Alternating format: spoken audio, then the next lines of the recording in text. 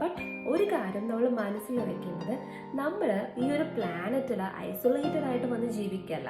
V are social beings. അപ്പം നമുക്ക് മറ്റുള്ളവരുമായിട്ട് ഇൻട്രാക്ട് ചെയ്യേണ്ടി വരും. മറ്റുള്ളവരുടെ മുന്നിൽ സംടൈംസ് നമുക്കൊരു ഗുഡ് ഇമേജ് ഉണ്ടാക്കിയെടുക്കേണ്ട സിറ്റുവേഷൻസ് വരാറുണ്ട്. അപ്പോൾ ആ ഒരു സിറ്റുവേഷൻസിൽ ഡെഫിനറ്റ്ലി നിങ്ങളെ ഹെൽപ്പ് ചെയ്യുന്ന കുറച്ച് കാര്യങ്ങളാണ്. ആൻഡ് ഒരു കാര്യം, നമ്മൾ പറയുന്ന വാക്കുകളെക്കാൾ കൂടുതൽ ആൾക്കാർ നോട്ടീസ് ചെയ്യുന്നത് നമ്മുടെ ആക്ഷൻസ് ആണ്.